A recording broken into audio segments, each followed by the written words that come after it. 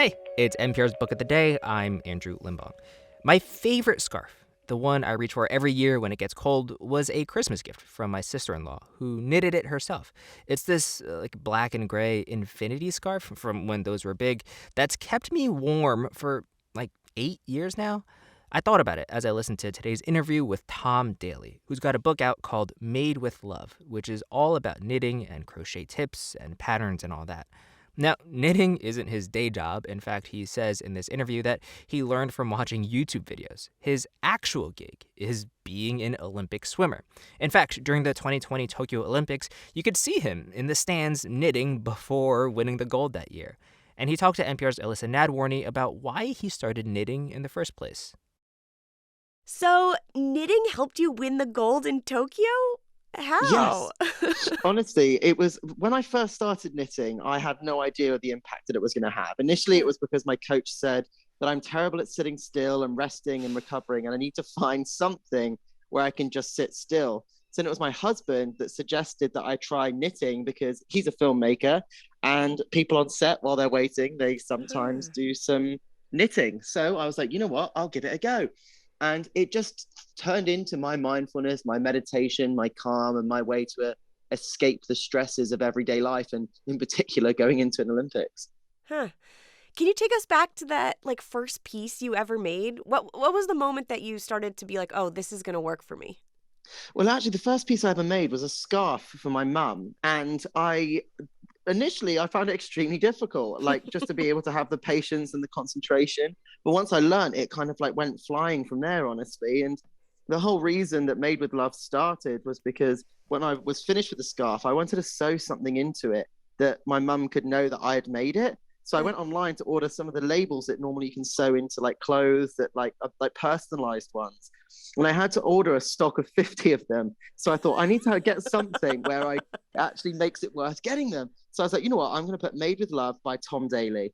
So that was where it came from. And I learned from YouTube. So learning self-taught really. And every project I learned a new stitch, new skill. And then I learned how to crochet. And then after that, I started designing my own things. And before I knew it, it was something that I was completely obsessed with. Every moment that I had to myself, I was able just to be able to switch off and get my knitting needles out. And it just takes me to a place of complete calm and tranquility, honestly.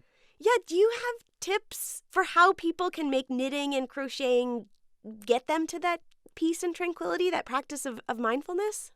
Yeah, it gets to a point where once you learn the basics and know what you're doing, you can either follow patterns, or you can make squares, or you can make blankets, or take it to the next level and start designing your own things. But honestly, once you learn the basics of knitting, it's basically pulling loops through other loops with one piece of string. So once you know the basics of it, it just becomes very mindful, and you get this kind of pitter patter of the knitting needles, and you just get the flow, and you can pass hours. Honestly, I now look forward to traveling, or I look forward to moments where I'm never bored.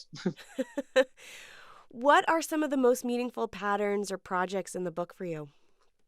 For me, there's lots of different things in there. There's lots of sustainability things too, being able to reuse your old t-shirts, cutting it up and making yarn out of that, and then creating something new out of it, being able to upcycle your old clothes, basically with techniques about embroidery and duplicate stitching. But some of my favorite ones in there are just some of the very basic scarves that are, using mohair so that they look really they feel and look quite expensive, but you've made it yourself and you've done it. And then there's also some of the tank tops in there and the jumpers. It's also one of those things that sometimes with knitting, it has this expectation of being for older people and a little bit fuddy-duddy, and you get these things, but all of these patterns in there, I like to think are things that you'll actually wear and you'll look forward to getting out there. And for example, if you were to get the book for a grandparent, your grandparents or your parents or whatever it may be, they might actually start knitting you things you'll actually wear, or you can actually start making things for yourself. And you guys have kids now, right? So there are some kid patterns in there. Yes, so there's a couple of the jumpers I designed for kids and adults, and there's also even a dog hat in there. And there's also homeware, so there's blankets and cushions, plant pots even, so you name it, there's something in there for everyone. Made with Love it's not just the book title, right? You also kind of made a business from this, right? Yeah, exactly. So right after the Olympics, very quickly we set up something where I could pass on my passion and my designs for other people to be able to make. So on bytomdaily.com, you can get kits where I sell the yarn, the needles, and the pattern and everything you need in order to be able to make your own jumper, your own scarf, your own hat, and all of the designs that I've made. So now it's kind of taking it to the next level with a book for people to be able to start using all kinds of different yarns. But it's been something that I've been so passionate about and excited about, being able to pass on that passion that I have and hopefully be able to get other people being mindful with their knitting as well. It feels kind of wild because, like, you're a diver. Like, did you ever think that you would be, like, running a knitting business? If somebody had told me 5 years ago that I would have even known how to knit, I would have probably laughed in their faces. So the fact that it is now like my next passion, like I feel so lucky to have found a second passion away from diving, and now knitwear design and fashion are like the things that I am like most passionate about. What are you making right now? Any special gifts for the holidays?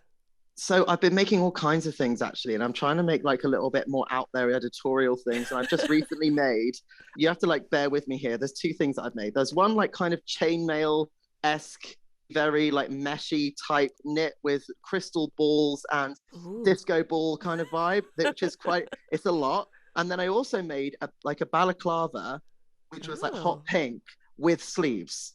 Wow. And spikes all over. So, and that's it's very weird and hard to picture, but I just love the fact that you can just be totally creative with it. And if you think of something, you can make it. And that's the beauty of it, really. Yeah. Okay, so I'm not a knitter, but what is the first thing that I should make? Like what gear should I get? You know, the easiest thing to make and the best place to start is with like a scarf, because, you know, you're going to be going in a straight line. You just have to learn one stitch and off you go. And honestly, all you really need to get is some yarn, some knitting needles, and you'll be able to make a scarf by the end of it. Yeah. How do you know if you're a crochet person or a knitter? That is a good question. And honestly, I think it's whatever you're drawn to. Whatever you look at for a pattern and you see first, and you're like, oh, that looks really fun, I want to try that. Then try it. And at the end of the day, what I did initially is I learned how to knit first. And then once you know how to do one, you can actually transfer into the other quite easily and seamlessly. They are very different, but at the same time, once you start getting the hang of it and picking it up, I think you'll be able to do both. Yeah. So what's next for you? Are you going to return to diving? That is a good question, and I wish I knew myself, honestly. I'm in that period right now where I haven't set foot on a diving board since Tokyo, but at the same time, I've been really enjoying this second passion. But I also don't want to say, oh, I'm not diving anymore, and then do the Spice Girls 10-year comeback reunion kind of thing. So I'm just like playing it by ear right now and just seeing where life takes me.